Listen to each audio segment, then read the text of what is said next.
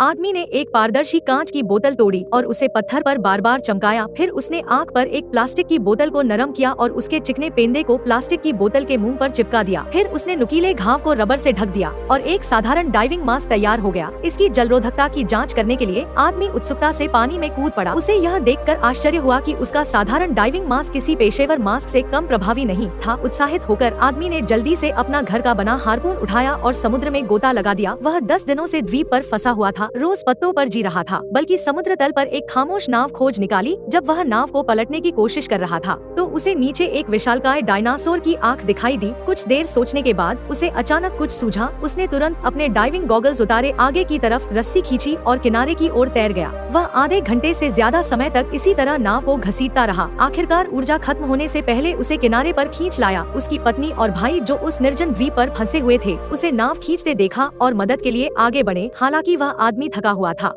उसने उन्हें नाव के पास आने से मना कर दिया, चूँकि वे तीनों निर्जन द्वीप पर फंसे हुए थे। उन दोनों को भगाने के बाद उस अमीर आदमी ने तुरंत नाव के क्षतिग्रस्त तल की मरम्मत शुरू कर दी। सिर्फ 6 झटकों में उसने छेद को भर दिया और नाव को चलाने के लिए एक मस्तूल भी लगा दिया। लड़की और छोटा भाई घबरा गए। जब धनी व्यक्ति सामान इकट्ठा कर रहा था, वे जल्दी से नाव की ओर दौड़े और पूरी ताकत से उसे समुद्र में धकेल दिया। जब तक उस व्यक्ति ने उनकी हरकतों पर ध्यान दिया और दौड़ कर पहुँचा, तब तक बहुत देर हो चुकी थी। छोटा भाई पहले ही मस्तूल को किनारे से दूर ले जा चुका था। जैसे जैसे नाव दूर होती गई, उस व्यक्ति के चेहरे पर डर के भाव उभर आए। तो लड़की ने अचानक देखा कि नाव के तल में छेद से गड़गड़ाहट होने लगी है और पानी रिस रहा है। चाहे उसने कुछ भी इस्तेमाल किया हो, वह उसे बंद नहीं कर सका। तब तक दोनों को एहसास हो गया था कि उस व्यक्ति ने नाव की मरम्मत ही नहीं की थी। उसने उन्हें नाव चुराने देने के लिए सामान समेटने का नाटक किया और फिर उन्हें समुद्र में मरते हुए देखा। जैसे जैसे नाव धीरे धीरे डूबती गई, लड़की और बड़ा भाई, छोटा भाई जल्दी से पानी में कूद गया और पूरी ताकत से उस निर्जन द्वीप की ओर तैरने लगा। आधे रास्ते में ही उसे अचानक फेफड़ों में तकलीफ महसूस हुई, खून की उल्टी हुई और उसकी मौके पर ही मौत हो गई। प्रेरित लड़की किसी तरह तैरकर वापस द्वीप पर पहुंची। 3 महीने बाद एक बेघर आदमी अपनी बच्ची को द्वीप पर लाया। लड़की उत्साह से अपने केबिन से बाहर निकली और उनसे विनती की कि वे उसे ले जाएं। जैसे ही मछली पकड़ने वाली नाव धीरे धीरे द्वीप से दूर चली गई,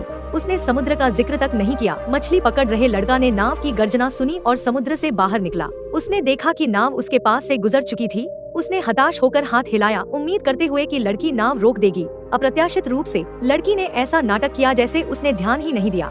फिर उसने लाइटर निकाला जिस पर उसका पति जीवित रहने के लिए निर्भर था और अपने चेहरे पर एक दुष्ट भाव लिए उसे दूर गायब होते हुए देखा।